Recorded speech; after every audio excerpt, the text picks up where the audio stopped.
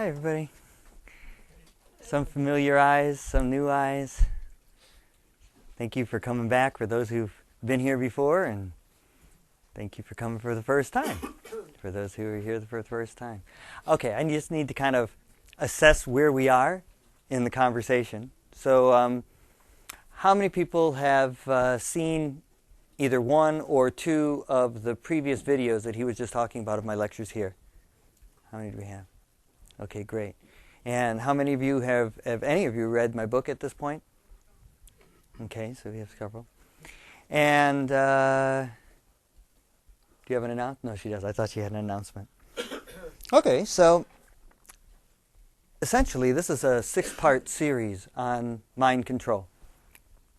And today is the third in that series of 6.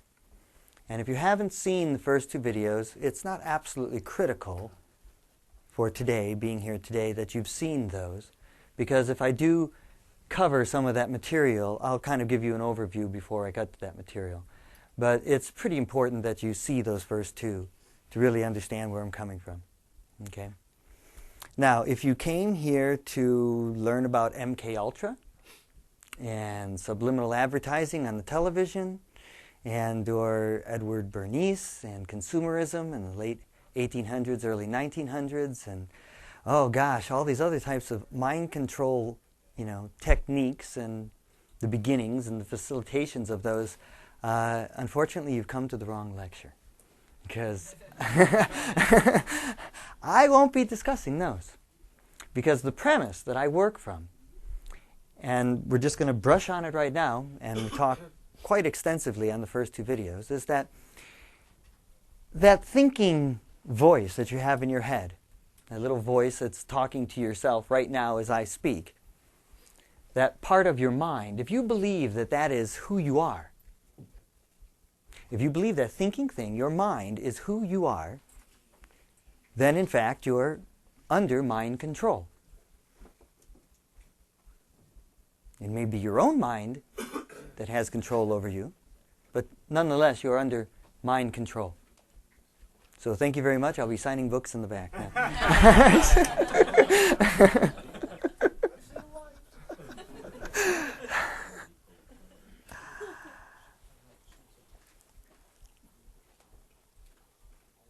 And it's really interesting because I've lectured now over 2,500 times on varying subjects around the nation, different countries. And always charge for them. That's how I make my living, But I've become aware, and I believe all of you are sitting in this room because you've become aware of an urgency. There's an urgency on the planet. You can feel it. There's a shift happening. There's no denying that it's occurring. And everyone's kind of scrambling to try and make sense of this shift. And so, being one of the people who, for one reason or another, my life has led me to be able to spend time with a lot of the planetary teachers that we've had, whether they were psychologists or gurus or philosophers or self-help teachers. For some reason, you name them, and I know them personally. And I didn't pursue them per se. It just kind of happened. And being someone who's had those experiences, I've had a lot of different knowledge that's been imparted, to me. And for me now, it is critical that we just give this knowledge away. I used to sell it, and I was saying I charge for my lectures. And I'm not talking about money per se, but I myself have taken a shift in my being. And I feel it's my responsibility to at least impart what I know. And what you do with that is up to you. Okay? Now, one of the things, if you haven't seen my lectures before, one of the first things I always ask is, how many of you would like to learn something new today? Let me see your hands. Okay? Great. And then how many of you would like me to teach you something new today? Right? That's why you're here. And what if I were to tell you that it is absolutely impossible, neurologically, physically, on any level, for me to teach you anything? Gets me off the hook, right? Because in truth, we all teach ourselves everything we've ever learned. There's not one thing that you have learned that you did not teach yourself. Someone may have shown you something, right? They showed you what 2 plus 2 was, but it was your application of that information that then led you to be able to learn it. And your repetition of that activity. You're walking, you're eating, you're riding a bike, I mean, you name it. Every single thing you've ever learned, you taught yourself. And this is very important, because that's not what we've been taught. What we've been taught is that there's these people who are the holders of knowledge, teachers, universities, institutions, and we've got to go to these, bow down, pay our bills, whatever it is, so that we can get knowledge. And I'm here to say that it's very important for you to realize that all they're going to do is provide you everything that you could find for free in the library. And that which you wish to learn, you simply need to teach yourself. Now for myself, each day when I wake up, I make it a practice to, when I awake, I spend a few moments and I set or intend my day so that everything I have ever learned becomes old. I tell myself, I wake up in the morning and I say, okay, I surrender myself to be able to absorb absolutely all new knowledge built upon everything I've ever learned so that nothing that I've learned is static. And that's how I set my day. And I encourage you from this moment forward, for those who've been in my lectures, I've already kind of challenged you to do so, but I encourage you to consider that every day, every moment that you can remember, to set your goal to learn something new today. And the reason I urge you so strongly to do that, because how the mind works, how our brains work in that capacity is that knowledge becomes like this static thing. It becomes like this decision frozen in time. And then it just sits there. And then we think we know something, right? And then we try and push our knowledge onto somebody else. And if they don't accept our knowledge, well, then they're wrong, and, well, we must be right because we have the knowledge. And in truth, all knowledge, every new idea that has ever come to our planet, every single one has become old, and something new has arisen. There's not one thing that you'll ever learn that isn't extrapolated on and grown upon. And it's kind of like, in biblical terms, unless you be like little children sitting in that state of wonder. And just that wonder of earth, of life, really what's happening. So, real quickly, for those who don't know me, I've had a lot of really profound experiences in my life. One of them was a death experience where I was dead for 10 minutes and then came back, and then, here I'm back. And as a result, had this 3-week period where I could go in and out of my body at will. As a result of that, I got really good at it because I played with it. It was like the ultimate playground. I mean, you're going in and out of your body. I mean, how often do you get to do that, right? At will. And so I did it every day as often as I could for those 3 weeks, 1,000 times a day, maybe more, in and out, in and out, in and out. And I got to the point where I got so good I could stop at the various what I call touch points between where who we are and then our perception of this reality begin to interface. And I created a spectrum, and that spectrum I teach in my 2-day class, and I'm in the process of finishing a book on that whole idea. This book doesn't cover that. Repeatlessness doesn't cover that. And so, as I speak to you today, I am not speaking to you from theory. Okay? I'm not just making stuff up because it sounds cool, or it might be an idea. I'm speaking to you from practical experience. I've been where it is I'm about to share with you. Okay? And I hope that somehow my sharing that information with you can give you an opportunity to begin to broaden your mind, open your mind, get you to a place of awareness and understanding of who you are. Because when you understand who you are, then no one can control you. It's kind of the definition of self-esteem. When we talk about self-esteem, when I do corporate classes and stuff like this years and years and years ago, self-esteem, everyone has this idea that self-esteem means feeling good. Right? I feel good. I've got good self-esteem. I'm happy. I love myself. That's not what self-esteem is at all. self-esteem by definition, according to Jack Canfield at the International Institute of Self-Esteem, self-esteem is it exists. I'm a lifetime member. No, I'm a reject. Right? Yeah, no. The definition of self-esteem is the true knowledge of oneself.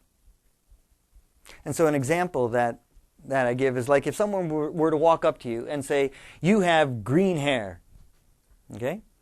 And he's thinking in his mind, well, clearly this person has a perceptual problem because I do not have green hair, right? So he knows enough of himself that he knows that he doesn't have green hair. So my saying, God, dude, your hair's so green. You're like, no, it's not. What are you talking about? He's not offended by it at all. It's just like I'm the one who's crazy, right? But now if I say, you're a real stupid mother. Now, if he truly knows that he's not a stupid mother, he won't be affected in any way. But if there's a whisper inside his being that somehow maybe he is, or that he believed it when someone else told him when he was a child, then he will be affected. So truly knowing who you are gives you the opportunity to not be affected by external variables coming at you. So, I have a new analogy that I'm going to share with you guys today about kind of the human mind and really what it is and how it works. So, I have to ask a question, and I want you to contemplate this for a moment, about where your life is occurring.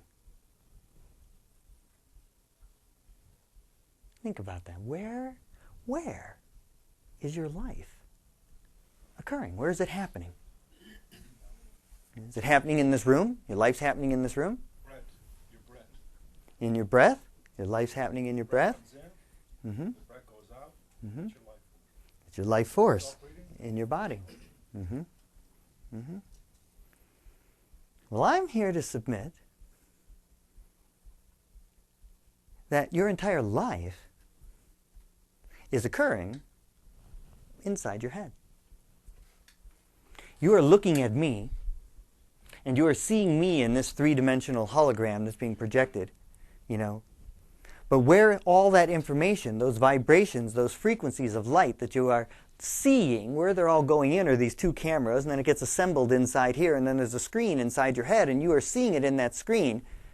And because there's this fancy electronical work where it's sampling each eye 120 times a second, going back and forth, left, right, left, right, left, right, 120 times a second, it then builds this holographic image that we call the third dimension.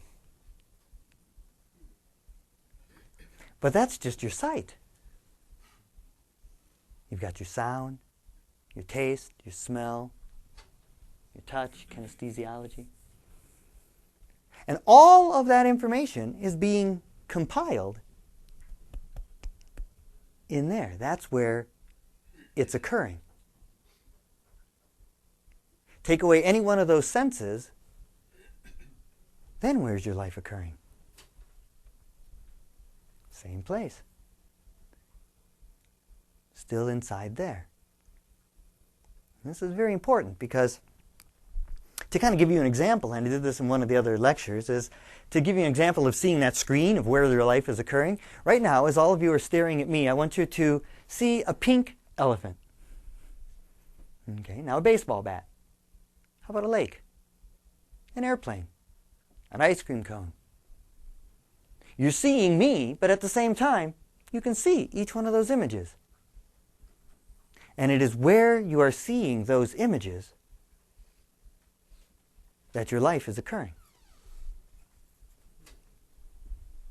And how many of us have spent time exploring that? Yeah, I've spent quite a lot of time.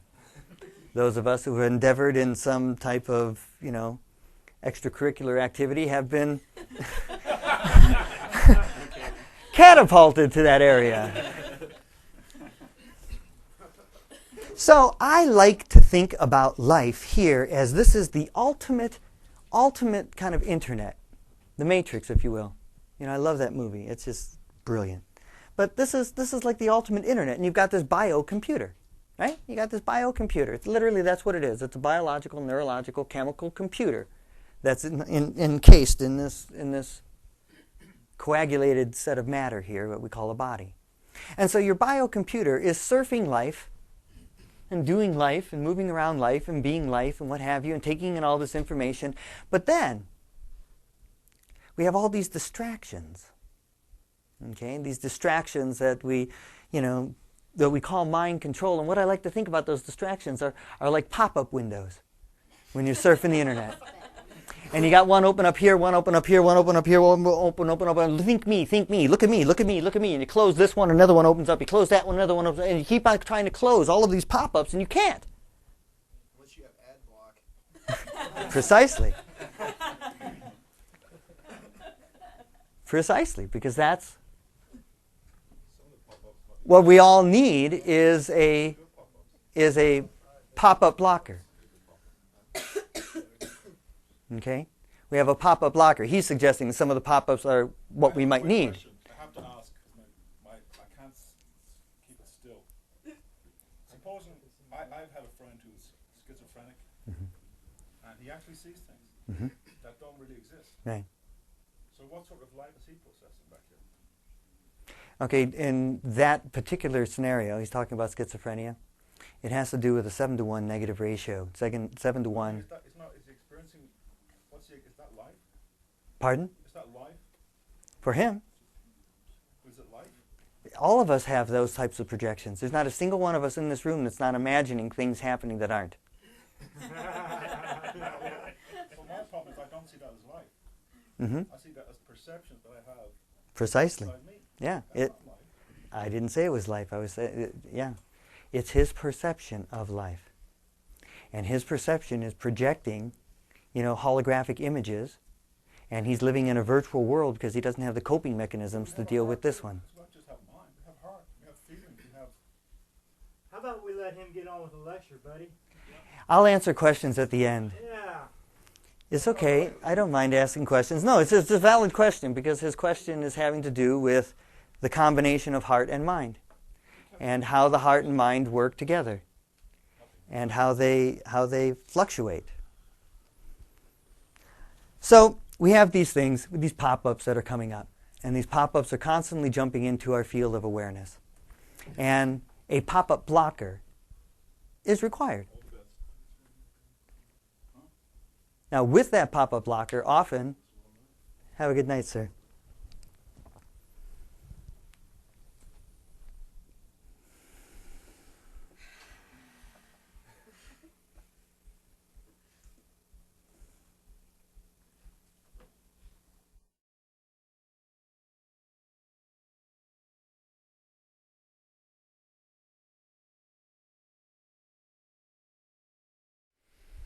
Ah, dear brother.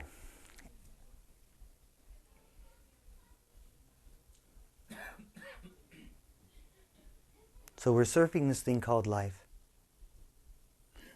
We have all of these distractions coming at us that we take as so important. And we have these distractions that are literally infiltrating our reality, infiltrating our ability to be here now, to be in this reality, experiencing it as it is, and learning what it is that's coming to us to learn. Because every moment there is information for you to learn. There's not a moment that you're on this planet that you are not receiving vibrations. You're also transmitting them, but you're receiving them. And many of which have been put in there in order to distract you from paying attention to who you are. Because who you are is not the screen. Who you are is not the thoughts. Who you are not even the pop-up blockers. Who you are is that which is observing those. And when you can be in that place, as often as you can maintain it, it is absolutely impossible to be influenced by the parties that wish to influence you.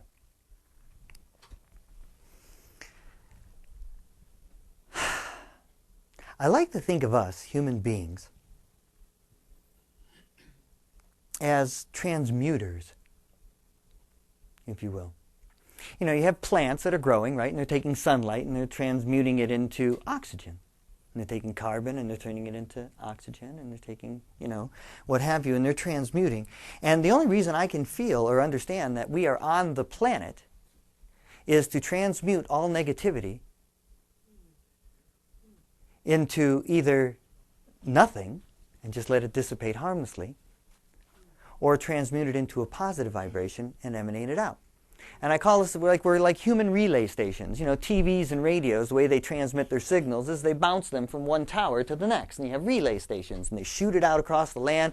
One picks it up, amplifies it, and shoots it back out over here. That one picks it up, amplifies it, shoots it over there. And you've got all of these relay stations that are going back and forth and shooting all of these, you know, vibrations, these frequencies, so that then they can transmit them. And so we, each one of us, is a human relay station. Okay? Right now, we know, science has proven, that there's at least around us, like this donut in all directions, going all around us, there's at least a 12-foot electromagnetic field that is receiving and transmitting vibration. We only have the equipment to measure out 12 feet. We are confident it goes for infinity. So, are you just sitting there, taking a vibration in, and bouncing it back out to people? Because you take something negative in and you send it to him, and you got the 6 degrees of separation between all human beings. And you're taking something that's negative here, taking it back in, charging it up with your emotions, and then shooting it back out to that person, and they take it on, and they charge it up, and they send it out to another person, and all we're doing is perpetuating that. Continuously perpetuating that. And if you have a will in all of this, it's to recognize when those vibrations come in, find that place to absorb it, not resist it, breathe with it, transmute it, and send it out in a different way. And I'm going to submit right now that that's why you're in this room. It's no accident that you're sitting here right now, because this is the next step in our evolution. This isn't my idea. Talk to anyone who does what it is I do. Read any of the books. It's all about learning how to do that. That's where we are going. That's where we are. It's not even like we're going. Right now, we're there. And it's just going to get bigger and bigger and stronger and stronger and stronger.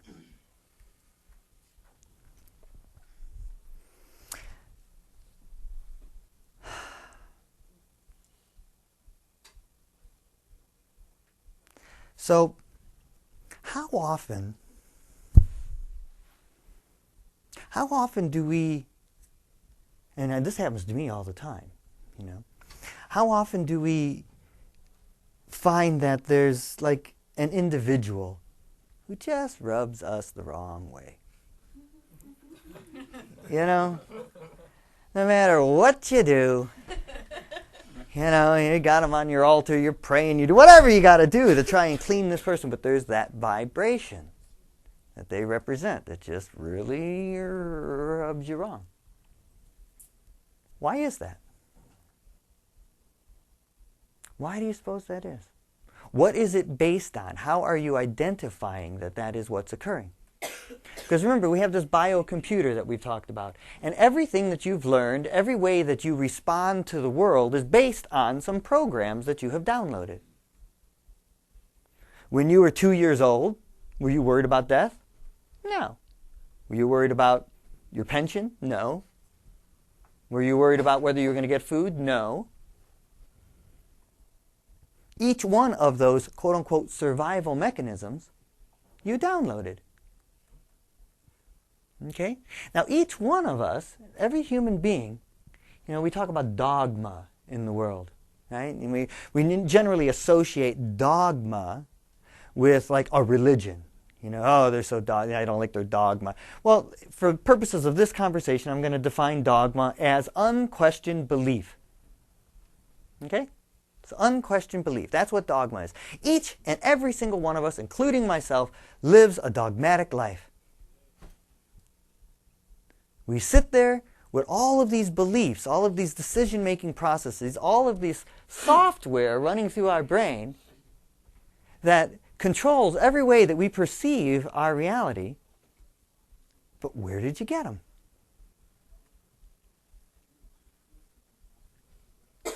We downloaded them. Where did we download them? How many of us actually question, why do I believe that? Why do I believe that? And I share that simply because when we started off at the beginning here, when we were talking about who teaches us and what have you, staying in that question, not being someone who knows, but always questioning what it is you know. Staying in that question creates an equality. Because none of us know. I mean, I don't know. I talk about this stuff all the time. And I talk from my experience of being able to see where I interface with reality and what have you. But every single day, I'm questioning why I believe what it is I believe. I'm questioning to try and find a new way to see it.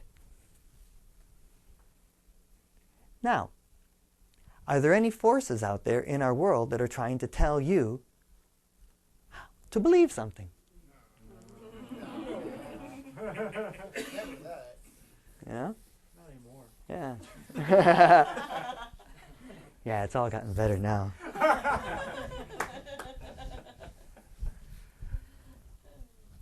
Because, wow. I've turned off the TV, I've turned off the radio. Yeah. I'm on an information fast, is how I think about it. Got to do some cleansing. And it's really, I go in and out of doing that. I spent almost 10, 15 years or somewhere in there with no TV, right? And then I kind of got seduced back into it. And, it was a funny thing, just a real quick short story. My children grew up with no TV. And they had never seen movies or anything like that until they were almost 12 years old. And someone took them to see Hook, I think it was, a babysitter. And I was just like, how could you have done that? And sure enough, when violence started to happen, all three of my kids literally got sick. And I thought, wow, that's pretty interesting. How about a natural response to violence? And so then I was at the Oregon Country Fair about 5 years after that, and I was standing in some line talking to some other mom waiting to use the John, because there was just this long line there. And we're talking, and she was saying she didn't have a TV. I said, yeah, mine did. And this girl behind me said, yeah, my parents, raised me without TV, and then I went to go see a movie, and I got sick, and there it was confirmed again. Wow. And I said, wow, what a blessing that your parents did that for you, because that is the natural reaction. That is the natural reaction. And if there's anything that the powers that be who would like us to live in our little foggy world would want to be, they want us to be filled with all these types of distractions. They want us to be numbed out. They don't want us to feel what it is we're feeling. And I use the they, because it is us. It's a part of us. But there are certainly, we cannot deny the forces that are out there. Okay? We can't deny them. And so often, just drives me up the wall. When I do my types of lectures, people say, I'll see them afterwards or something. Well, you can't put a positive spin on that, or you can't, you're just happy all the time. It's like, no, it's not about being happy all the time. It's about being real. And it's about not letting our emotions get us to lose the awareness of this present moment, that we are transmitting vibrations, and it's about not taking any of that vibration and amplifying it and sending it out. That's not about being happy. It's not about being sad. It's not being about angry. It's not about any of that. It's about taking responsibility for what it is you're emanating. Sure. Do your kids watch a lot of movies now? No, not a whole lot. Not a whole lot. They do, and they've been desensitized to a degree, But they still have a propensity for not tuning into the tube. They're very creative. They use that time and energy. And that's what we're going to get to right now, is that, instead of driving in the car, listening to Alex rant,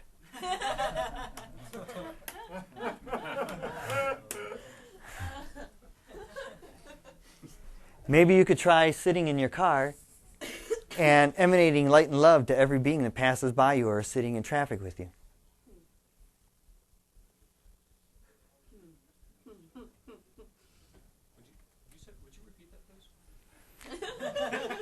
Yeah, I said instead of sitting in your car listening to Alex Jones, I was saying listening to Alex. And I love Alex. Alex is beautiful, and he's educating many of us on a lot of things that we need to be learning about what's happening and what have you.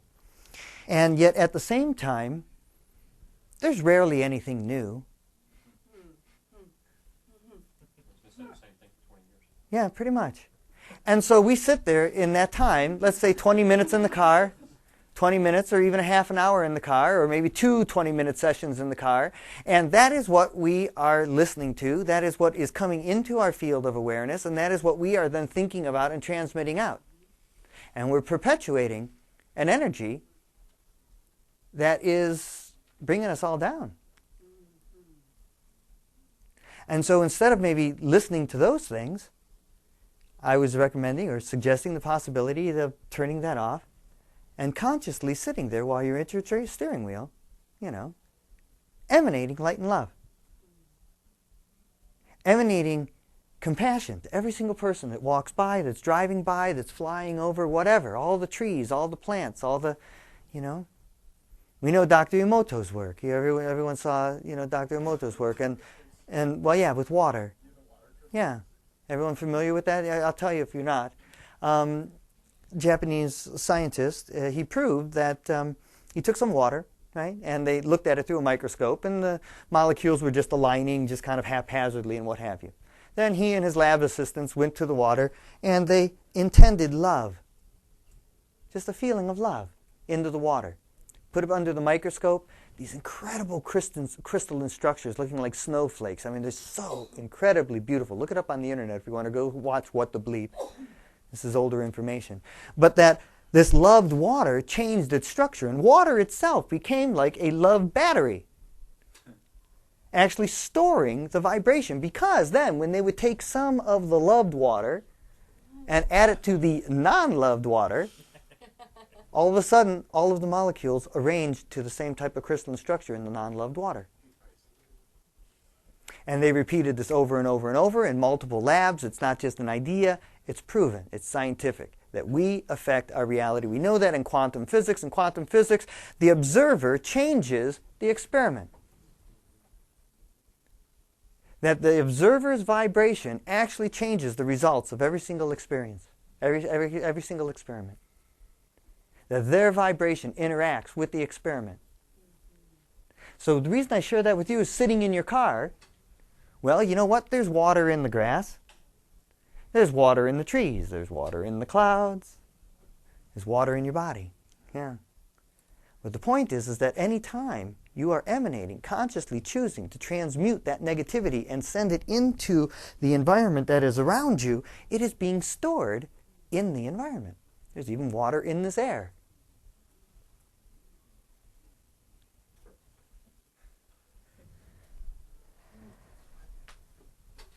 So the whole 8th chapter of my book, and this is the commercial part of the lecture, the whole 8th chapter is about that. The whole 8th chapter is what I call recipes for repeatlessness. Now, I discovered a new law in our universe, and it's called the Law of Repeatlessness. And essentially, it's just the definition of the here and now. No one's ever defined it as a law. And that there's no two moments, no two experiences, no two anything that are ever the same. Life is constantly evolving, either taking on energy or shedding it. Every particle, every nanosecond is changing in this entire evolution, the entire cosmos, as far as we can see, to every end of the universes that are being created, are constantly moving and changing. There's nothing that is static. It is all growing. Life is, in and of itself, a state of repeatlessness. And the only place where repeating occurs is through the perception of our minds. But it's not true. It can't be. Well, there's many reasons. She says, why are we so attached to that? And that's next week's lecture. Or next month's lecture. Because what you're beginning to address is what is known as what I call the human value system. And what we value, why we value, and what the heck a value is. And so that's what we talk about next month. We start getting into that aspect of the mechanics of how your mind works. Okay? All right, so you've got this entire software package that you've downloaded, okay? And I'm here to tell you there's a bunch of viruses in there, there's a bunch of pop-up things in there, there's worms in there, they've been assembling, they've been doing that, and whether you're aware of it or not, as long as you think you are that thinking thing and you cannot get behind it, stand behind it, and actually look at your mind the way you are looking at me, you are under mind control, and all of those programs have got you. Yeah. Okay? And it's not my idea, it's just the fact. And how many yogis for how many years and how many teachers have been telling us it? You know? Well, it's time to get it. You know, I can't get any plainer than that. It's time to get it. If there's anything that we're doing right now is we are, if you will, for lack of a better way of saying it, spiritual warriors. And we're under a spiritual warfare right now. Not religious. Very different. But a spiritual warfare. Because everything that has been out there to tell you who you are has absolutely nothing to do with the fact that you are light and love and beauty and the quintessential expression of everything that is the perfection of life. That's who you are. But very few of us, including myself, were not exposed to that information. I had to stumble upon it. And so until we get to that place where we know that that is who we are, you know, in different Hindu practices and the Vedas and what have you, there's 3 blocks that exist, you know, and they talk about in Siddha Yoga, this is their big thing. You have the Sushumna, which is your Kundalini, and you've got this energy that's rising up, and that is your life force that's coming through you. And there's 3 blocks. Out of the 7 chakras, there's 3 main blocks, and one of them has to do with realizing that you are God. People have a problem with that one. Right? The other one has to do with that you are one with everything. And that the other block has to do that when you're looking out and you see another, that they are in fact yourself. So I'm seeing a lot of myself right now. And I can honestly say I love myself. I love you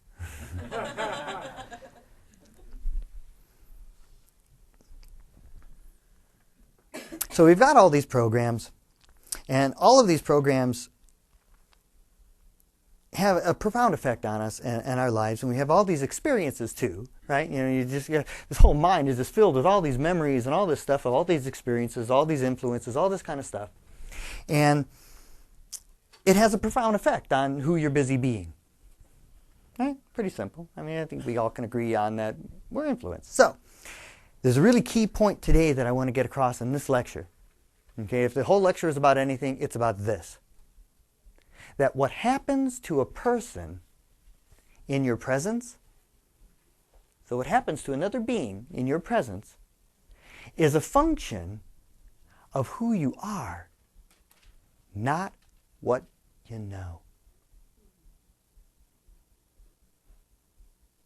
Run that by me again? I'm going to run it by a couple times. That what happens to another person in your presence, so you're hanging out with some folks, and what happens to those folks in your presence is a function of who you are, not what you know. Isn't that karma? But aren't we all each other? And who you are is how you have processed all of the things that have happened in your life. Because you are a vibration. And let's say you had some trauma in your life. Something happened to you when you were younger. And you've not resolved that trauma. So that trauma is still who you are. still vibrating inside of you. And that trauma with every single person you interact with is being transferred.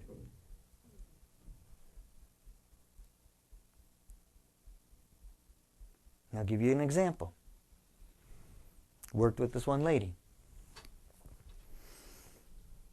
When she was younger, 30 years prior to my meeting her, she was gang raped, stabbed 17 times, and left for dead. Pretty profound experience. Talk about some post-traumatic stress. For 30 years, she'd been seeing psychologists and psychiatrists on all different types of medications, trying to resolve that problem. No success whatsoever. None.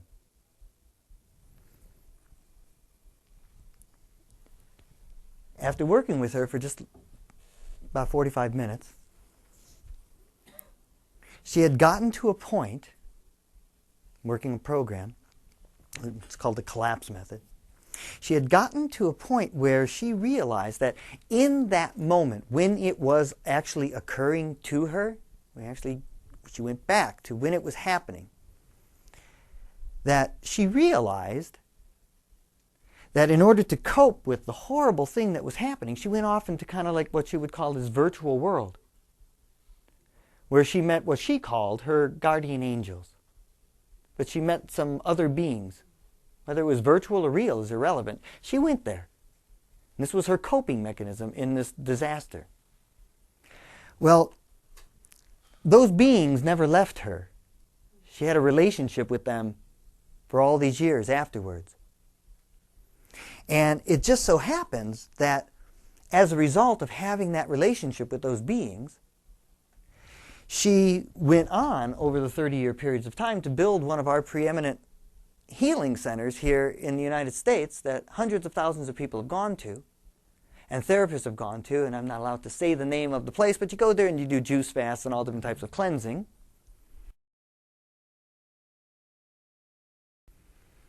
But the point is that she got to realize through a session that we were doing that if that experience had not happened to her, she never would have met those beings.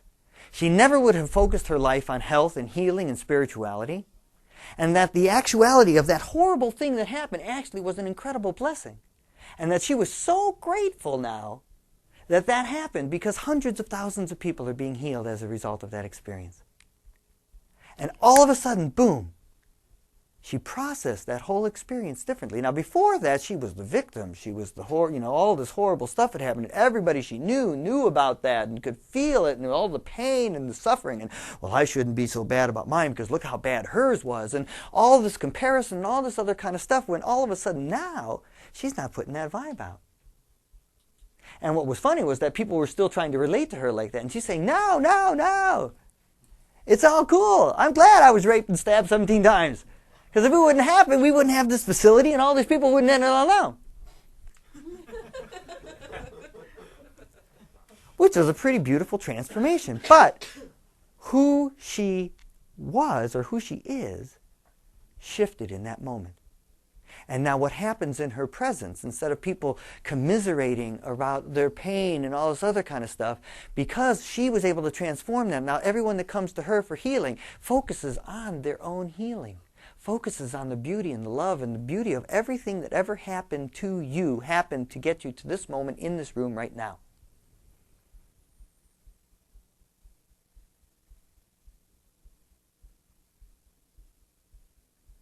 Every single thing that happened to you. I can go through. I mean, I was beat up almost every single day by an alcoholic father, kicked in the everywhere you could not be kicked, thrown through walls, you name it. That was my childhood. Thanks, Dad.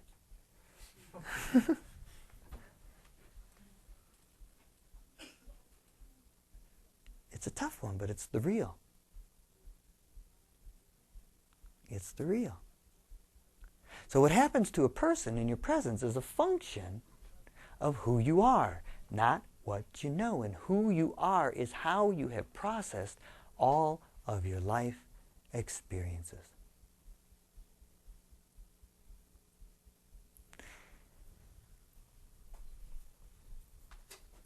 Now we've got this part of our brain called the prefrontal lobe. Okay? And the prefrontal lobe's job is to protect you. Right? That's what it does. And how it goes about doing that is it has this whole list of experiences that you've had.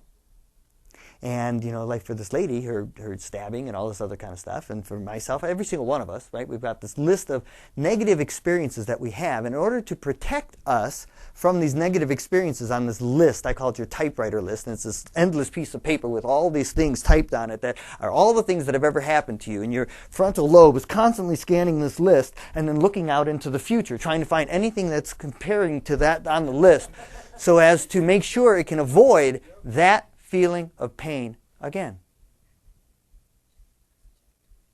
Okay? That's what it does. It has no other function. It's just a survival mechanism. It's there to protect you. So now, you got a lot of unprocessed issues, let's say. A lot of decisions frozen in times, a lot of dogma, a lot of beliefs about life that you haven't questioned. All on this list. And so then your little prefrontal lobe is out there looking for every occurrence that even resembles anything about it, trying to manipulate this outer reality so as to keep you safe and away from those boogeymen. And that's where my, acronym for FEAR comes about. F.E.A.R, Fantasized events appearing real. They're just fantasies that are being projected out in the future in order to protect you. But there's really nothing to protect you from, because those are all in the past. They're not here and now. We actually manifest them. We actually look for them. And the analogy that they use is a shoe salesman notices everyone's shoes, a car salesman everyone's car, hairdressers everyone's hair. And that kind of the ultimate joke in the Buddhist world about that is, when a pickpocket meets a saint, he sees only his pockets. So that which you are trying to avoid because of trauma and pain, our whole life is about avoiding trauma and pain, is that what you see every single day. But what if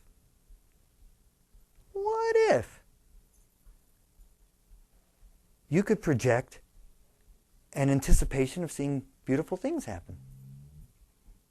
People working together, sharing, being honest with each other, loving each other. What if? What if that is what your prefrontal lobe was projecting out there looking for? What would your world be like then? I'm just the messenger here. This is what you need to teach yourself. We talked about that. I can't teach you this. I can show you it. But there's something that brought you here tonight. There was a longing.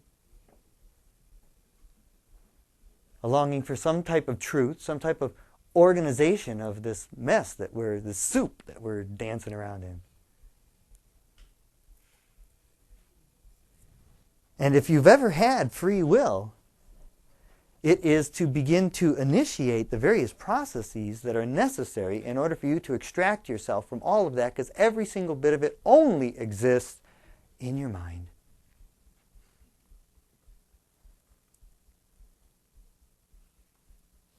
And your mind only exists in time.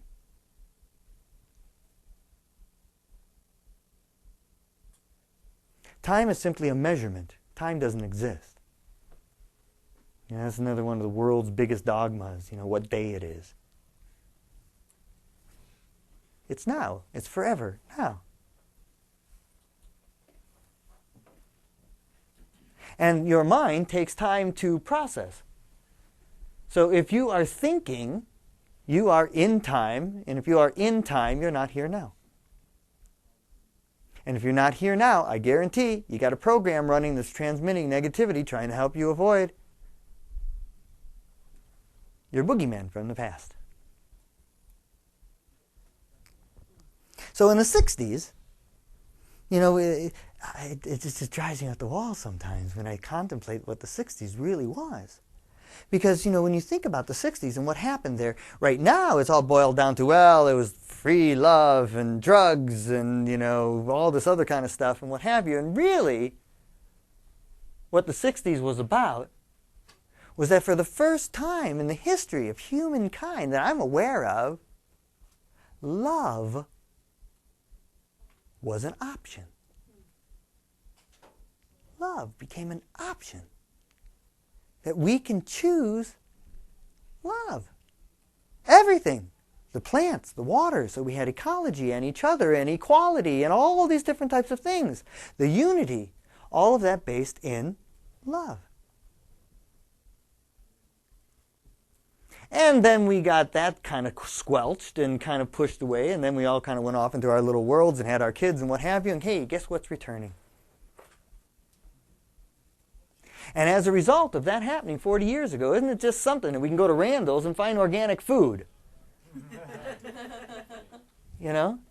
I went to one of these, little like 7-Eleven type, quick stop type things like that, and they had Naked Juice in them, if you're familiar with that company. I mean, that's an organic juice. And I remember the days when my buddies and I were buying the 100-pound bags of rice and divvying it out to all our friends so that we could afford it, and that was the beginning of, quote-unquote, the co-op, right?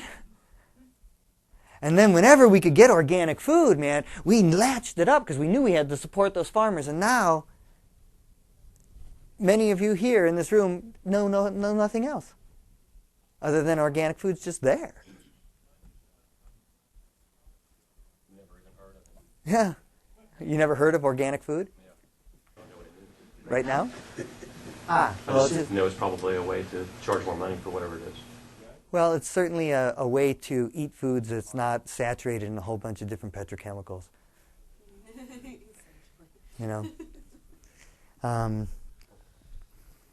But the concept was that 40 years ago something started, and then something went a little bit of sleep, and now it's arising again. And that what is going to happen to you and your community and everyone you know is going to be a function of who you are. And who you are is what you have done with all the things that have ever happened in your life. If you are sitting there a victim and you think that something bad happened to you, well, you know what? I'm here to say you're playing a game with yourself, and that's controlling your life, and it's perpetuating more of that stuff happening in your life. And there's thousands upon thousands of studies. That's just me repeating the information to you. But finding the various ways. I have ways in my book, I have ways in my technologies, but it's not about me tonight. It's about you transforming so that who you are is being a human relay station that is taking the negativity that's coming to you, transmuting it, and turning it into something else. And those of us who do that are those of us who are going to make it through the transition that's occurring. And that's not to scare, and that's not to use fear. That's just pretty clear. Because the others are probably going to be fighting themselves, which is unfortunate. Doesn't have to be that way. Gandhi gave us that example, He gave us that example. There's so much I want to talk about. And, each lecture is funny because I come here with a set of goals to accomplish and sharing with you. And then what happens is that the soup and energy of the room guides me in totally different directions. And then I got to think about, what was it I was going to talk about, Some of my lectures are fun, some of them are very serious. This one today is kind of a combination of both in that I can sugarcoat it and kind of make it fun and happy and playful for you. I'm not in that mood today.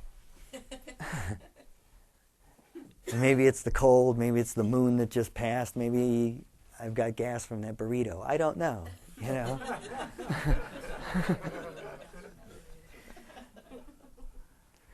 But I will be who I am and not try and pretend to be something else. And who I am is that right now.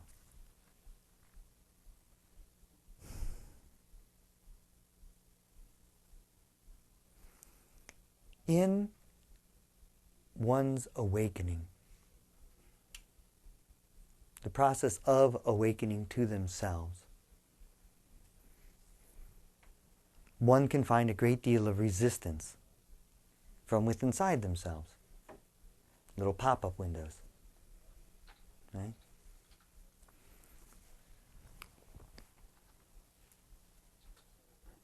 And to learn that each one of those pop-up windows aren't who you are is the beginning steps in realizing who it is you are. You know, someone asked me the other day, what do you do for a living? Right? It's like, well, okay, I'm a bio-software engineer.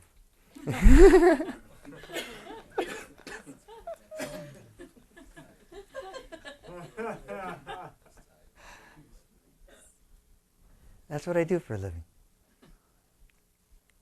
I'm introducing new software, new scanware into your biocomputers so that you have the opportunity to scan what's going on in there and make a difference in your life.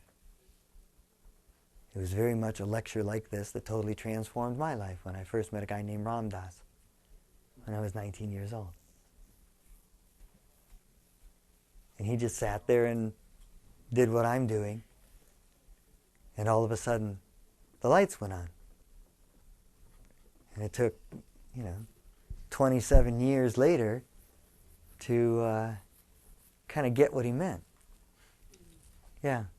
When you say distractions, are you literally referring to advertisements, or? Yeah, I speak metaphorically, but yeah, literally advertisements. But every single one of the things that ever happened to you in your life that you haven't resolved.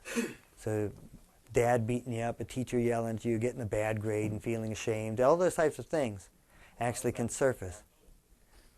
Well, what happens is that unless you realize that that was part of your evolution, okay, to learn how to not be affected by others people's judgment of you, okay, if you can find that those things are lessons for you, then they kind of get what I call equilibrated, and they get erased from the memory banks, and they no longer have a pull on your awareness. Okay, because I talk about the awareness. What you're viewing all of this life, what you're attending with all of this stuff is with your awareness. Okay? Where you're observing yourself observe things. Now that awareness, unless you have harnessed control over it, is very much like I talked in my other lectures, like this unmanned fire hose. And this unmanned fire hose is just flipping around and going over here. And it's like you wake up in the morning, it's like, oh, it's 6 o'clock. And, oh, is that coffee I smell? Oh, yeah, I got to go pick up the laundry. Oh, what about that meeting? Oh, gosh, I got to get that other stuff. And you're just dragged around moment to moment to moment, from sense to sense, by this fire hose that's just flipping around, going wherever it wants to go. And so these pop-ups are essentially where each one of those fire hose moments stop. And I use the pop-up just because it kind of comes into your screen. Right, and it kind of forces you from being able to see beyond it. They start filling up your screen. And so each one of those distractions, as you get quieter and quieter and be in the moment, when you start going there, those little things will begin to bubble up, and you'll begin to feel them. And when you begin to feel them, you may have certain beliefs and decisions about them, and then all of a sudden a whole series of thoughts go off. Those thoughts create chemicals, and it's this cycle of going around and around and around like that. And then you're out of the moment. You're off thinking somewhere, and you believe all of that is real. So that's what I mean by a distraction. Thank you. Mm-hmm. So, when you feel something, okay, when we talk about beliefs, what happens, here's what it is. Do with it what you will. Okay? Each one of us has a sensation in our being. Ever-changing sensation. We're in repeatlessness. Okay? The truth is repeatlessness. Every moment is fresh and new. There's never anything that's actually reoccurring. There's a central sensation that's occurring in our body. Now, when that sensation begins to kind of get particularly intense in a way, we then wrap thoughts around that sensation to give it meaning. Now, when we give that sensation meaning, we then define it as a feeling. So it's not a feeling yet. You just got this vibe going on. You feel this vibe. Then you check your list. You say, oh, that vibe means this. Boom, oops. And you define that vibe as a feeling. It kind of feels like that too, right? And so you defined it as a feeling. Now, you've got this thing called a feeling. What do you do with the feeling? So then you make a decision about your belief about this feeling. This feeling is good or bad. And based on how you decide this feeling is, you then have what is called an emotion, energy in motion. You've got this vibration that comes in. This energy is here. You wrap thought around it with comparative stuff from your past. You then decide that it means this, and that meaning is defined as a feeling. That feeling then is responded to or reacted to with energy in motion or emotion, and then we respond or react to our reality.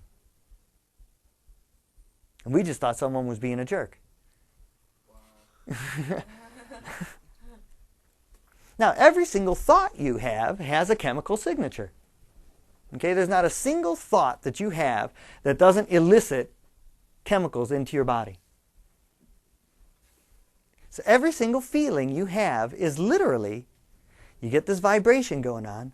The moment you begin to identify that, really what's happening underneath all of side of that is that that sensation is actually a biochemical equation. You've got these chemicals in your body and they're thriving around like this, and they cause you to then associate the sensation that you have with these chemicals, and then you begin to apply what you think is thinking. You think you're thinking thoughts, right? And really what you're doing is you're identifying those chemicals. And so with those chemicals that you've identified, when you say, okay, I've got this chemical, that chemical, oh, that's anger. You don't know that that's what you're doing, but that's what's happening, and we've mapped it. There's no question. That's what's going on in your body. Every single thought that you have is actually just a biochemical reaction to a sensation that's happening in your body. You've got a problem in your life. Oh, somebody did this, or I got to pay the rent. So it shows up as a quote-unquote problem. Okay, where's your life occurring? Inside this thing. Problem's not out there. Problem's now in here. How do we sense it? Biochemistry in our body. We then have learned over our lifetime a series of thoughts, linear thoughts, which actually are chemical recipes to try and neutralize this feeling. We think we're solving a problem. And really what we're doing is we're applying thought which elicits certain chemicals in order to equilibrate or neutralize that chemical sensation that's in our body. Once it is neutralized and equilibrated, we have, aha, problem solved. No longer bothers us. So does the biochemistry happen before the thought? Yes. And then is ramped up by the thought. Actually, the very first sensation you have is electromagnetic. This donut that's around you. Okay, your electromagnetic field is that which is... Somebody else's actions with your... Well, it's not even another human being. I mean, there's millions upon trillions upon of influences that are coming in. Right. And then that your biochemistry responds to the vibration, Correct. which then your thoughts react to. Precisely. Okay. Yeah.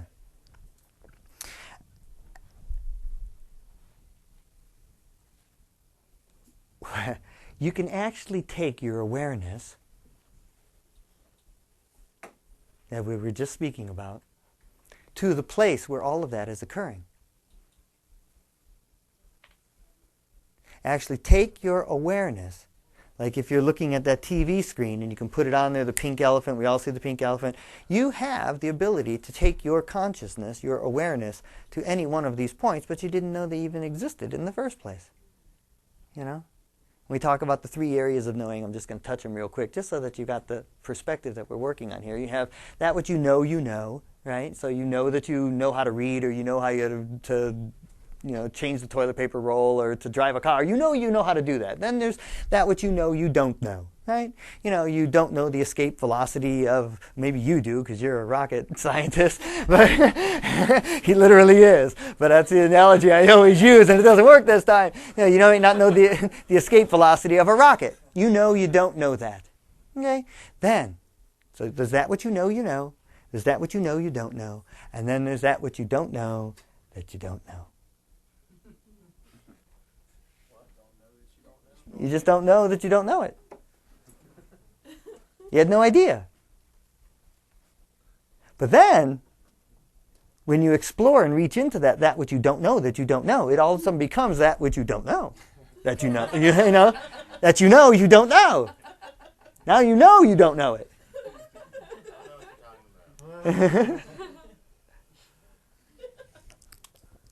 And so much of this stuff today that I am bringing into your awareness is that what you didn't know that you didn't know. But now you know that you don't know it. And now it is up to you to teach yourselves to know it. To know that you know it. And the way that you know it is by beginning to dissolve those perceived walls of separateness, those perceived walls of everything that's going on in the mind, learning to meditate, center yourself. Some people do it through creativity, through music. Some people do it through walking in the woods. Some people do it by sitting and meditating. But I encourage you to just kind of hang out with yourself. And one of the very real easy exercises is to sit with yourself quietly, just breathing in, breathing out, and try becoming aware of your heart beating. Just literally sitting there, listening to your heart beat. Because this is your pulse. This is one of your vibrations that you're putting out into the world. I don't know how many of you have actually sat there and hung out with your heart. But you get there and you're getting closer to the now. Because the deeper you go with that, then you begin to actually be able to feel the pulses in your body. That you feel your heart, and you feel your wrist pulse, then you feel you feel your heart, you feel your neck, you feel your wrist, and then you feel your ankles. And then with every heartbeat, it's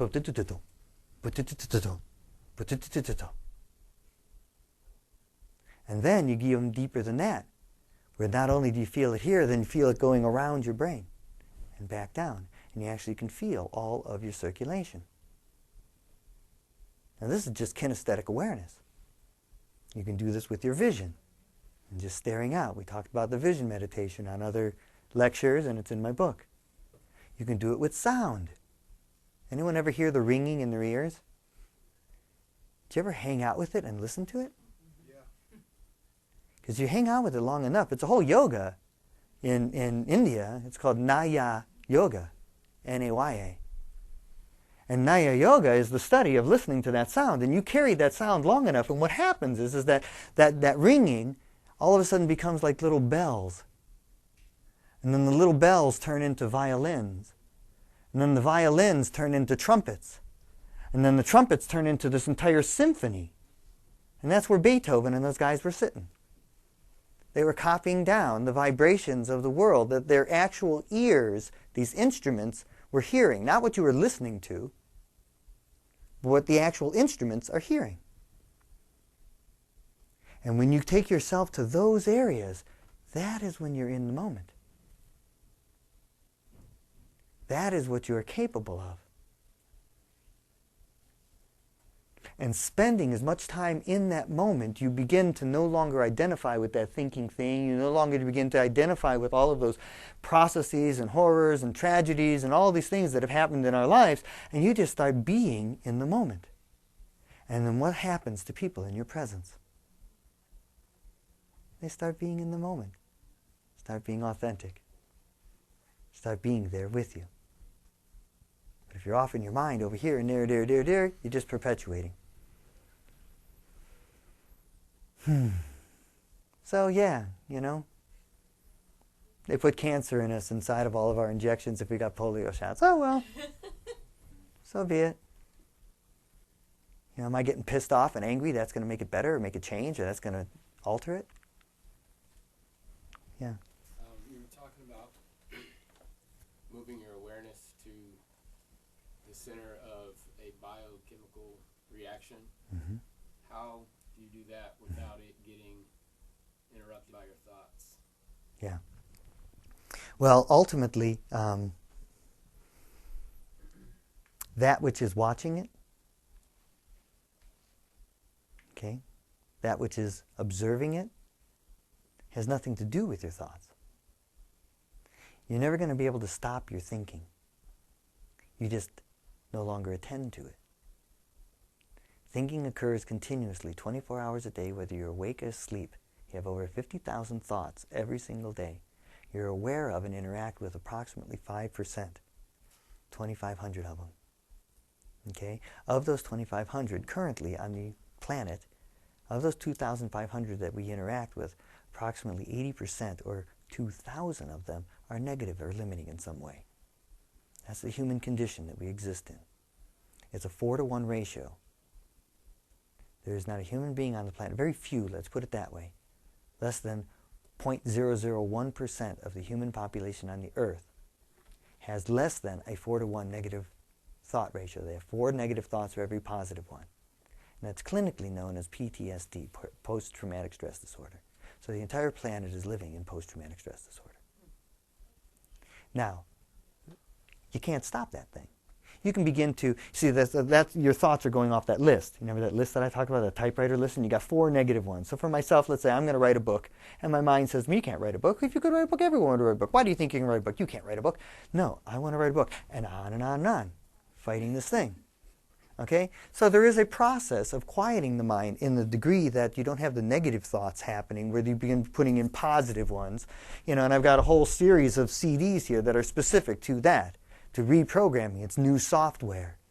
And I've created whole new techniques on how you do that reprogramming. But all of that is just to kind of quiet that thing, the mind, so it's not distracting you and pulling you in different ways.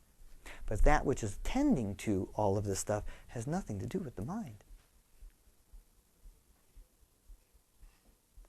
Now, it's funny because the mind trying to see the mind and what the mind is like your own eyeballs trying to see themselves. They can't. Your eyeballs cannot see themselves. And trying to see your mind with your mind is the same thing. You can't. But as you quiet yourself and begin to just start these, like the breathing exercise or attending to your heart, you begin to disassociate with those thoughts. And that's the whole idea of mantra. I mean, everyone's heard of mantra, right? Mantra. The whole idea of mantra is it's called a cognitive centering device. That's how it's described in psychology. And basically you're cognizing, you're aware of it, and it's a centering device. It's a tool. And so the idea of doing a mantra, you know, I am love, I am love, I am love, or if you're doing Sanskrit, you know, whatever, which one you want to do. The point is that what those do is they get your mind to concentrate on a single thought. So that every aspect of your thinking is just on one single thought. And it's that mantra repeating over and over and over and over and over and over and over. I had a set of beads that you read about in my book that I no longer have. The universe took them away from me. But for 3 years, I'm holding these beads in my hand. Every day, all day, holding in conversations and everything, doing a mantra, focusing my brain. I was just using one of the words of, you know, the name of God in Hinduism, which is Ram. So I'd be Ram, Ram, Ram, Ram, Ram, Ram, Ram, Ram, Ram. And it got so good that I could be having a conversation with you, and I could be doing Ram, Ram, Ram, Ram, Ram in my hand, but then in another loop in my head is Hare Krishna, Krishna, Krishna, Hare Hare, Ram, Ram, Ram, Ram, Hare. Another one in my head going Om Mani Padme Hum, Om Mani Padme Hum, Om Mani Padme Hum, Om Mani Padme Hum, Om Mani Padme Hum. You may have heard that. It's a Sanskrit chant for peace. It comes from Buddhism. And I could actually get 4 or 5 of these mantras going simultaneously, and I'm holding a conversation with you.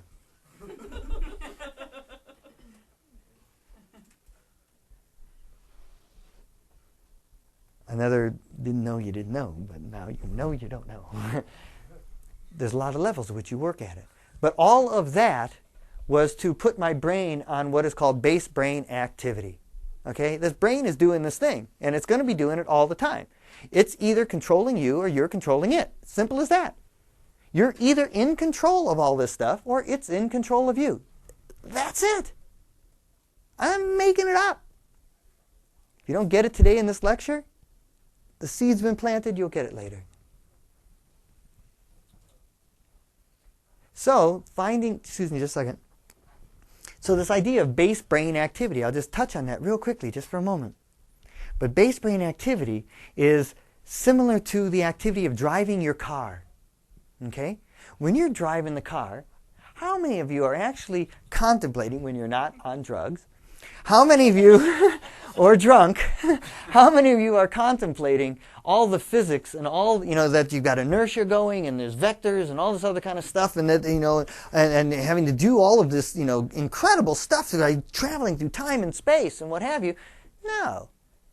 You're just sitting there thinking about the grocery list or what she said to you or what the grooves are on the tune, the tunes that are on the radio and stuff like that. You're not thinking about all that stuff. Well, that's because driving the car became a base brain activity. When you're walking, are you thinking about, lift, step, place, lift, step, place, lift, step, place, balance, transfer muscles? Yeah, I know. But you know what I mean.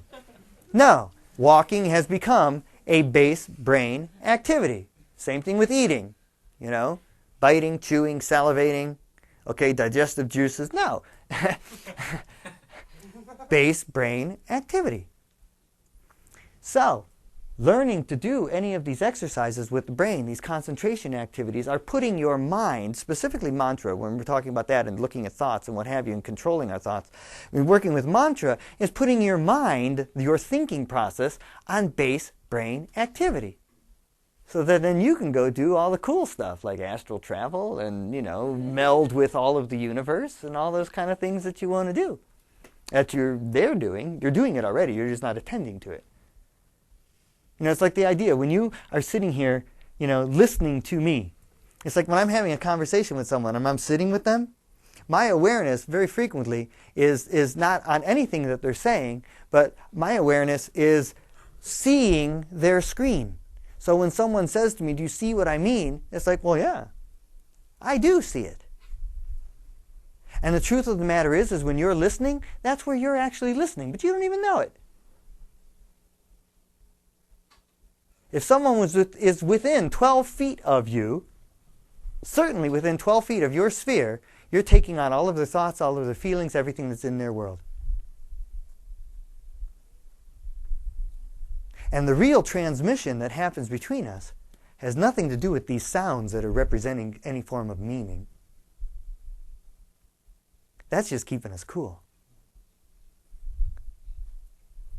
But really what's happening here is that as a result of my being with all these different beings that I've been throughout my life and my death experience and what have you, there's a vibration that is coming of my being, because I don't identify with any of this story, any of this light, any of these figures that appear to be separate from myself. I know there's only one being here,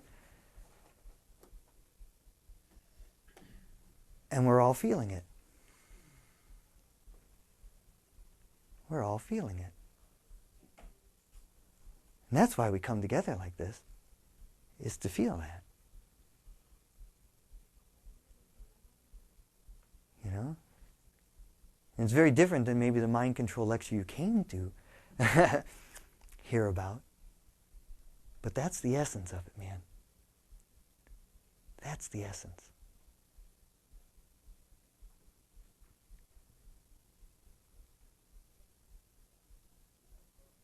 So for today, and this lecture on mind control, which will be on the internet in a couple weeks here, the key essence that I want you to walk away with is that, and I'll repeat it and we'll summarize, but that what happens to people in your presence is a function of who you are. Who you are is how you have processed everything that has happened in your life. And how you have processed things in your life has generated certain beliefs, certain decisions frozen in time about how things are. As soon as you have a decision frozen in time, there's no more growth. It stops. It's stagnant. It's frozen. And you are here to evolve and grow and to expand and to transmute those energies like a plant. And to then go out into the world and emanate that everywhere you are. I can't figure out any other reason to be on the planet.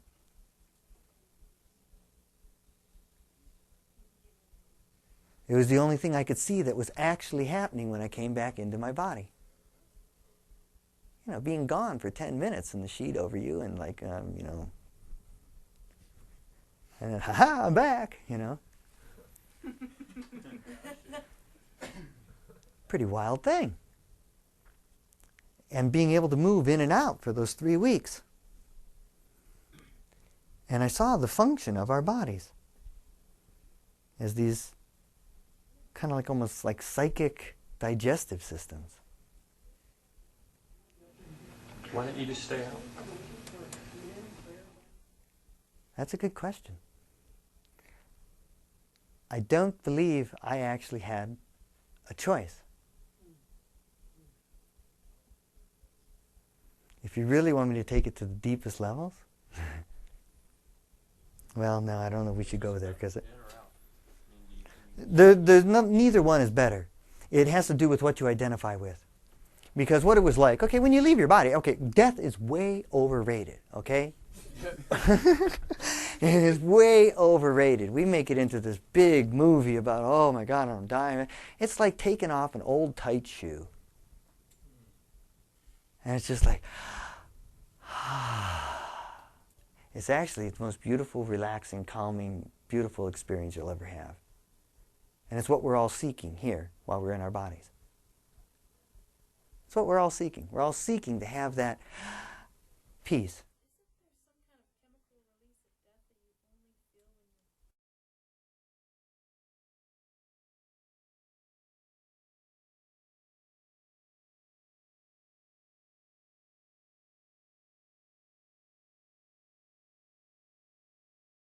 I know that for myself that the very first thing that you let go of, I mean, I'm trying to wrap this up, but I'll just go on for just a second. When you're transitioning out, I mean, people always, I don't really talk a whole lot about my death experience, okay? Because I don't want you to be focused on that, because that's just some fairy tale that's going to happen in the future. Really, where life is happening is right now. This is where we need to be.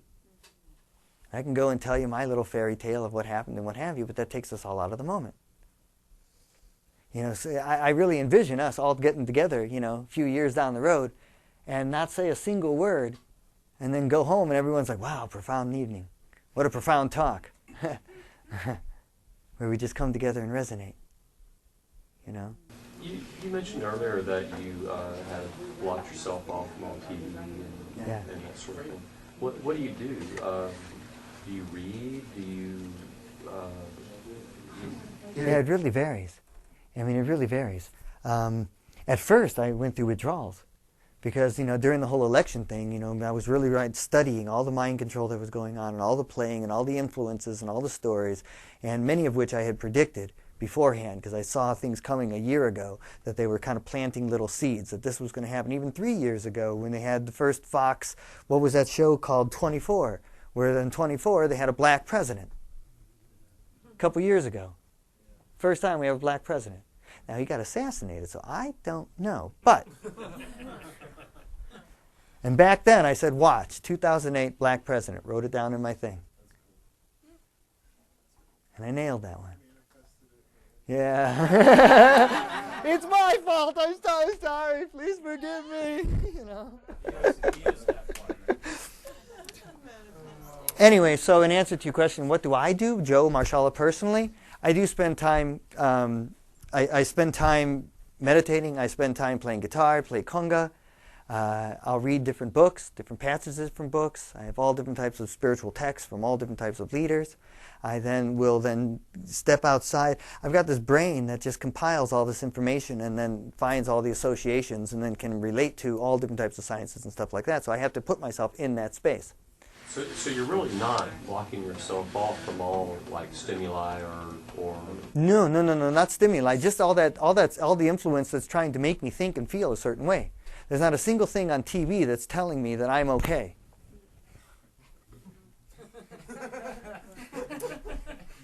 everything on TV is telling me I'm not good enough. I need something else to feel better or to be better. Or that I need to worry about this because something's coming down the pike. And I'm like, screw that. I don't need that.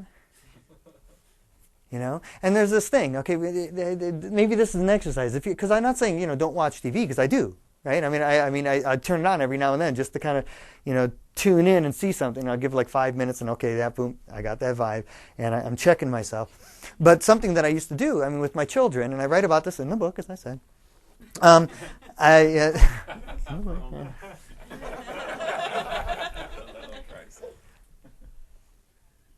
I realized one day, my kids are all in their 20s now. Okay, so when they were really small, I birthed all of them. I homeschooled them, grew their own food. Everything they ate for the first 8 years of their life, I grew and canned. My hair used to be down to here. I lived 2 years barefoot without any shoes. So it gives you a little bit of, now I'm an undercover hippie, plain clothes hippie. But when they were really young, I remember we were playing in our yard one day and a siren went by. And I realized in that moment when that siren went by that the sense of like alertness kind of hit my being. That I don't know, I couldn't identify what it was, but it was kind of like a fear or kind of a worry or something hit my being. And I realized that, whenever I heard a siren, whether I was in the car or not, that it meant something not good was happening. Right? And here I have these little beings that I'm responsible for, And are they being influenced by that siren in a negative way? And how's that going to affect their reaction to the world? And so we made a game out of it. We called it the siren game. And every time we heard a siren, anywhere, we would stop whatever we were doing, and we would intend love, light, and compassion, and understanding and healing to whoever was actually associated with that siren. And so then we started to extrapolate that everyone who could hear it would then feel that vibration.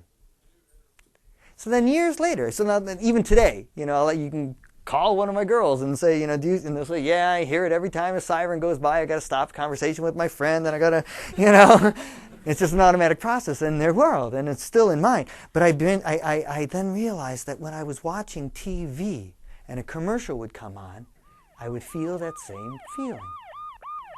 Just like the siren. Yeah. Yeah. And I sensed that. And so I realized, aha, the siren game. So what I do now is that I look at that commercial very frequently. I will put the mute on so that I don't have to hear it. But I look into the TV, I imagine my awareness going through the wires, back to the satellite tower, up to the satellite over Earth, back down into the towers, and into all of the wires and all the TVs that are watching that commercial so that they feel my love. And transmute that moment and that energy that's trying to control me and take it and use it as a vehicle to remember that I'm a transmuting love being. That's what I am. That's why I'm here.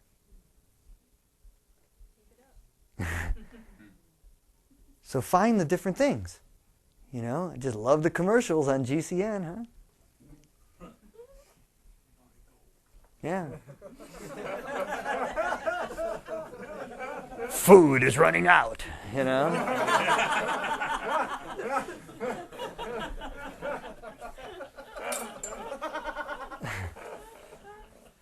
Sure, go ahead. Else out there is seeing that commercial and it's coming over the airwaves and they're feeling all this love, they're just going to tend to respond to it even more. Well, yeah, no, I tend to, yeah, no, that's really, I love it. Oh, I want that. Well, unfortunately, no, because, how it works, how actually subliminal advertising in that regard works is it creates a sense of lack in your being. And so when you have that sense of lack, that's what all commercials are designed for. There's people, I worked in television, and I'm pretty much aware of it, that we are to create the need. The need doesn't exist in a human being. And so we create the need in that being. And you guys know about that, right? You create the market. You make them want to need it. But it has everything to do with a sense of their self-esteem. That somehow they're wrong, they're bad, they're lacking, they need. And so I tend to think that if I'm sending love, that they're full and they're radiant and they don't need. that they're completely beautiful and whole as they are, and counteract, literally balance that equation. But I understand what you mean. It would seem like, you know.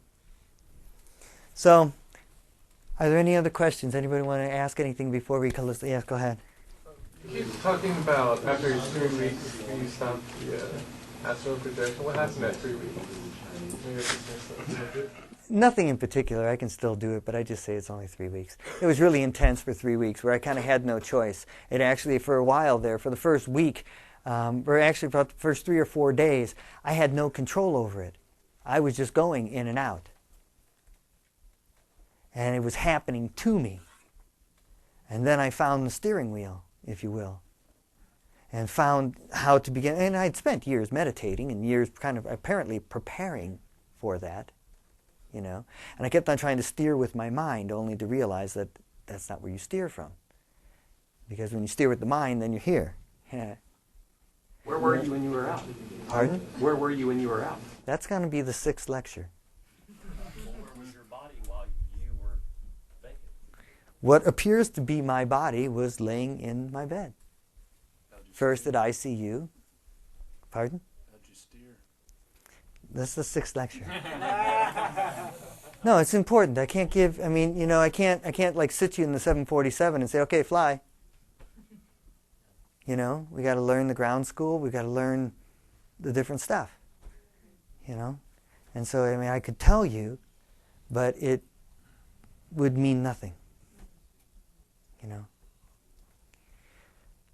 So, okay, it's been a little while. Sure, you got 2 questions. Go ahead first. You talked about earth changes. Could you be a little more specific about what you mean by these earth changes? Well, I think there's a transition in consciousness. I think that right now we're in a planetary personality crisis. Okay? That we have a planetary personality crisis because what we have identified ourselves as is our possessions. Not only our possessions, but then all of our worth is based on everything external. And right now, everything that's external is falling apart. And so all of our worth is in question. And as a result of all of our worth being in question, we've got a lot of psychosis going on. And we find a lot of people, you know, really in a bad way. It's creating an enormous amount of stress. And we see, I mean, if you look at the enrollment in hospitals, there's more car accidents, there's more health issues, there's more people in hospitals and sick and getting in car accidents right now than there were a year ago. Isn't that interesting? Has to do a lot with this planetary death. Now, in the death process, there's 5 stages. Okay, Margaret Kubler-Ross, you guys might be aware of her work, right? The 5 stages of death. And it doesn't necessarily mean a physical death, but a death of a concept, a death of an idea, a death of an identification or an identity that you carry. And the 5 stages are, the acronym is DAB-DA, D-A-B-D-A, DAB-DA. And first you have denial. Okay, and you deny it. Then you have anger. Then you have bargaining. Right now we're in bargaining. Trying to bargain and make this all work and make this all great. Oh yeah. If we just give them this money and give them that money, we've been in denial. The anger has been around. We see the wars. We see that emanating throughout the entire planet, what have you. Now we're trying to bargain worldwide, trying to make it all fixed and work. But then eventually there is the depression, both physically and emotionally. And then there is acceptance. And so right now we are, and see, it's not like each one of those, there's like little cycles of each one inside each one of the cycles, right? So there's this continuous thing, but those are the real core kind of ones that you can look at. And so right now, there's no question in my in my mind that there is a planetary personality crisis and that we are dying from our identity and our self-worth being through our possessions and the things that we own or can have or get. And as a result, we are awakening to the fact that we are love, we are light, and that we are beautiful, worthy beings as we are. We don't need anything. And that everything that ever happened to us has led us to that realization that all of it was lessons, there were no mistakes. And then here we are. And so that's the planetary change. And it's happening. I'm just observing it. I think there's a, like maybe an underlying, like everyone kind of knows what's going on, but nobody either wants to say anything, or kind of there's like everyone has this sense of urgency in their being, but no one can quite put a word on it. Yeah, we're looking for a context to communicate about it, because we don't have one that's not a religion. It's not a dogma. Right. And that's what I do on my radio show. For those of you who don't know, I got a weekly radio show. It's two hours. Yeah, 2 hours. I'm still getting back in the body. It's taken me a few years now. It's 2 hours long every Monday. It's called The Cup of Joe Show, and this is what we talk about. And I've got people from 22 countries, thousands of people listening to the radio show. And getting you can download all the archives. You can go to my website, Joe Marshalla. They're all right there. You can download them, use them, send them to friends, listen to them. But that's all we talk about. We're having that conversation. I'm generating that conversation. I'm going to a daily show very soon. We're just now getting a new antenna up, and I don't know the frequency. It's something like 89.7. It's a new kind of like the same one that the other guys are doing. I don't know anything about it. I just heard that it's happening, and I have to say it that way. Just a moment. Let me finish something, and then I'll get right to you. It's called Co-Creator Network. The Co-Creator Network. Co-Creator Network. And if you just go to my website, joemarshalla, repeatlessness.com, you can link to the radio station. But all the shows on that station are about this conversation. Not just my show, but all of them. And the focus of that radio station is to dissolve all the walls of perceived separateness and to stimulate conversations where we are co-creating the new reality now. And so there's that, and then there's another website you might want to check out called iPeace. www.ipeace.me, M-E. And the only reason I say that is because that's another place where you can witness thousands of people who have this awareness. And they're talking about it. It's kind of like a Facebook, but this is all they're talking about. It's not just, ooh, oh, I got a friend, I got a this, I got a that. Oh, let me send you some flowers, and let's send some whales so that we can say, you know.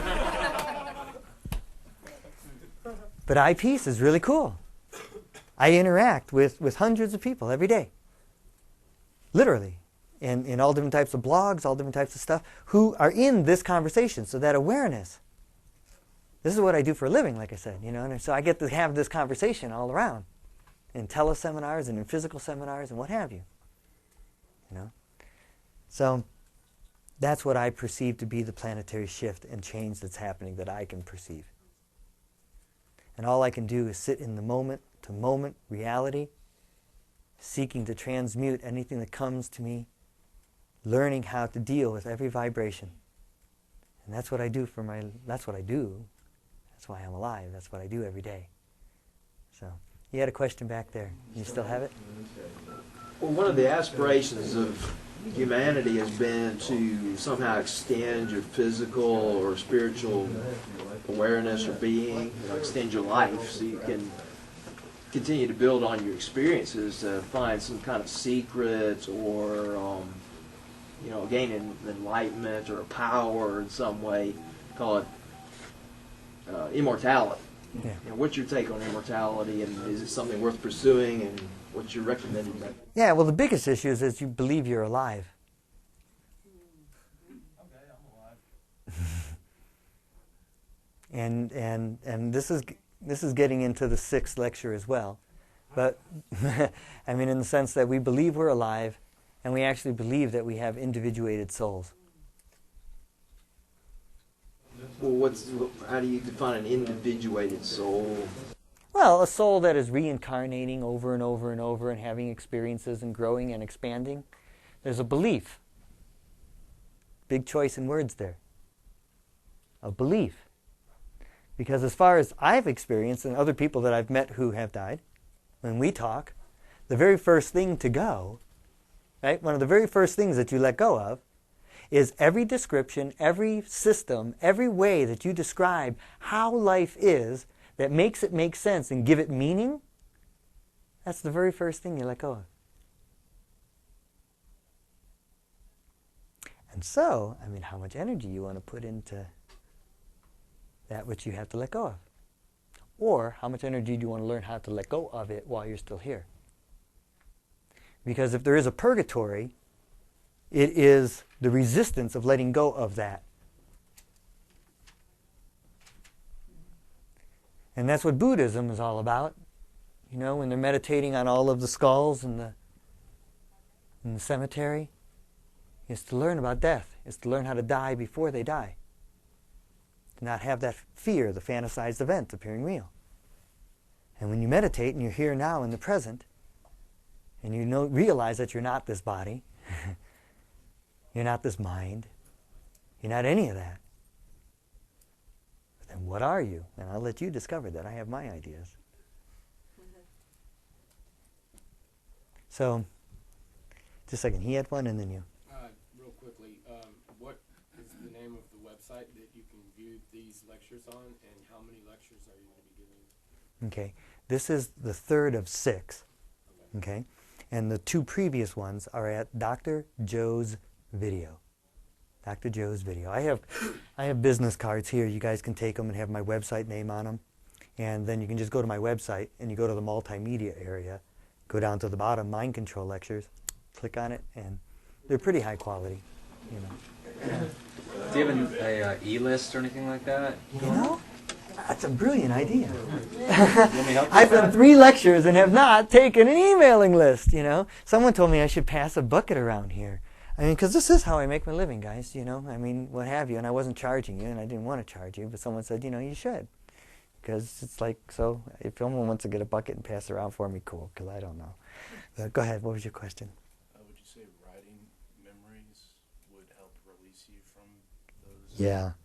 His question is can writing down memories help to release them from you?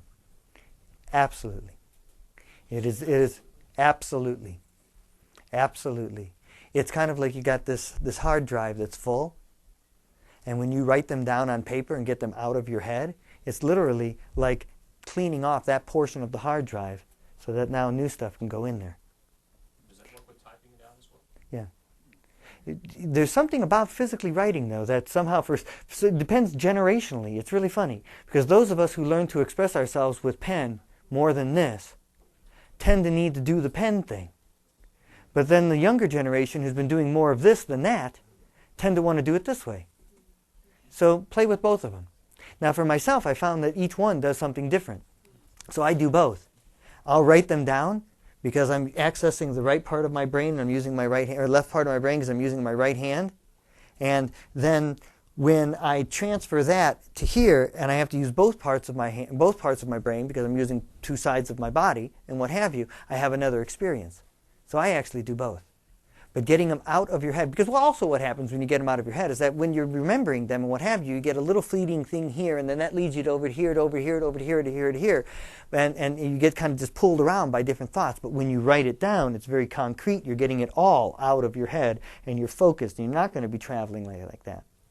And there's a whole series of exercises. The whole half of my book, okay, the first half of my book is about getting you to the realization that you're not your mind. That's the whole point. There's 7 chapters about how you're not your mind and how to realize that and how to work with it. Okay? The second half of the book, which is a whole other 175 pages, is what I call recipes for repeatlessness. How to turn your every waking moment into a conscious activity. So it's all of these exercises on how to do that. And they're just games that you can play. There was a workbook that we were working on that was a whole other 400 pages of exercises that you could do. You know? Oh, thank you very much. So, afterwards, if you feel so inclined to be on my email list, I'd love to keep you on that, and it'll be up here. Just real quickly, you know. You can pass it around. Thank you. One thing that's really important, for those of you who are aware that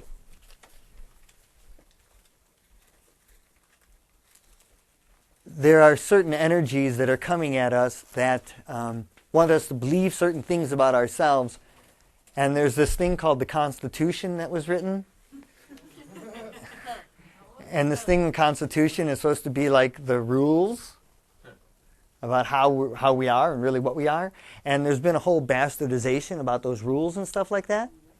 And there happens to be someone in the room who happens to be phenomenal at helping to organize the reality of what all of that is and where you actually stand in it and what your rights actually are and how things have been bastardized and how you work within the system and outside of the system. And every Monday night here at Brave News Books, starting at 6:30 at night, there's something called Freedom School. Okay, years and years ago, when I became aware of this information back in the late 80s, it was called the Sovereignty Movement. Now we call it Freedom School. But Dr. James right here facilitates that class. And he has cards up here if you want information. And the brother's got the most comprehensive, profound resource center available on the planet that he's put together and offers all of us for free. So it's definitely something you want to look into. Have a conversation with him, pick up one of his cards, come to Freedom School sometime. Blow your mind. It does mine. He always asks me these trick questions. I'm just, yeah. And I thought I had a handle on this stuff, you know. Yeah. Well, yeah, you will have fun. He's very playful about it and very fun about it, and it's great. I mean, it's really, I mean, besides it being intense, yeah, I'm sorry if I characterize it as solely as, so mind-opening. But it's just very real, very down-to-earth, and playful, in that way. So I encourage you to check that out. Any more questions? Any more things that we want to do here? Is that loved water? It is loved water. This is my recycled bottle. I mean, I used to use plastic. I don't anymore, so I just bought one of these. And this thing has been dropped on the sidewalk 2 or 3 times. Still working, Real quickly, I don't do this a whole lot. We got the book. We have the audio book. So the whole thing is me actually reading it. So if you like listening to that type of stuff, this is a huge project. There's 8 CDs in it, okay? But there's several different things here that I started something years ago called the Weekly World Meditation, okay?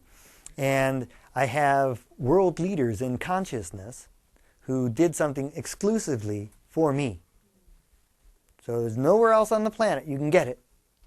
But you got Ram Dass, you got Dr. Harold Bloomfield. If you don't know who he is, you should find out who he is. He's got 18 #1 best-selling books. He was the guy that... What's that name again? Dr. Harold Bloomfield. He's responsible for doing all of the research on meditation to get it out of the mystical, weird, ooh-ah-ah kind of thing that proved that meditation was like good for you in calming your neurology and reducing stress and what have you, So Ram Dass, Harold Bloomfield, John D. Martini, myself, and someone named Cynthia James. And there are 6 meditations on here that are programming for how to contemplate our planet and how to do all the things that we began to discuss here and that we've discussed in the first 2 sessions of this lecture. They're available on this CD, nowhere else. And they're specific. These guys are people who, this is what they do, this is all they've done their entire lives, they're devoted to it. If it's something you're interested in exposing yourself to, it's phenomenal. I mean, it's really, really good. And you don't have to listen to every single one in the same sequence, but it gives you the opportunity to sit in a space and contemplate reality maybe in a way that you had not. So that's that. I have something here called the Healing Garden. Okay? What I had was a heart attack. That's how I died. Okay? And as a result of my heart attack, I had 1/3 of my heart that was dead. I mean, dead. Wasn't coming back to life. At what age? 6 years ago. You're a young man. Yeah. A hereditary thing, supposedly. It actually was a great lesson, and I wouldn't change it for anything. But the point is that a huge chunk of my heart was no longer going to work. Now, for years and years ago, one of my mentors, one of my early mentors, was a guy named Dr. Lee Poulos, P-U-L-O-S, for those that are taking notes. And Dr. Lee was one of the first mind scientists in the sense of trying to use our minds to heal ourselves. And he's the guy who did the research. For those who saw those who saw the previous videos about the monks, he's the guy that went and actually documented the story about the monks and the blankets. Right? He's the guy who created sports psychology. So in other words, in 1980, he took the Russian Olympic team and he did an experiment with them where they took every single team, they divided up into 4 different groups. They had one group that did only physical exercise, they kept up their normal regimen. Then they had another group, 25% mental, 75% physical, then 50-50, and then 75 mental, 25 physical workout, like they normally would do. Across the board, every single team across Winter and Summer Olympics who did 75% mental exercise and only 25% physical exercise won more medals than anybody else. And he's the guy who designed all that. Well, he taught me a whole series of exercises for regenerating your body. And it's what I used with my children throughout their entire life. They never saw a doctor. They got a cold, they got something going on, they cut themselves, whatever it was. We would use our mind to heal it. So they'd be having a fever, let's say 101 degrees, snot's coming out, they're coughing, they're feeling bad. We'd spend 15 minutes doing this visualization. They were fine. It's the same exercises and same types of ideas that I use to completely regenerate my heart, reverse arterial sclerosis, and rebuild other body organs within myself. And the techniques are on here. And it's done through a visualization exercise. And we just go through a little story and we go to a place, but there's certain things that you do during that story that activate certain parts of your brain that then regenerate your body. 100% money back guarantee. I mean, I'm alive. I was told I wouldn't be able to walk, that I'd be living in a chair, I'd be living in a bed for the rest of my life. That I'd never be, because I only had 2/3 of a heart left. Now they look at my heart and I'm just like, good job, guys. I mean, you know. So think about it. Each one of these CDs here today are only $10. Okay? Normally I think they're $18 at the website. Plus then shipping and handling. Basic meditation. If you don't know how to meditate, this is the basics. How to sit, how to breathe, how to focus, how to calm yourself, how to begin that process of getting to know yourself. This is one of a series of 4. Then we have relationship affirmations. Now those, not all of you have seen my previous things, so I always have to recover or regroup. Buy 2, get 1 free. Yeah, that's what we always do. Buy 2, get 1 free. And so then we have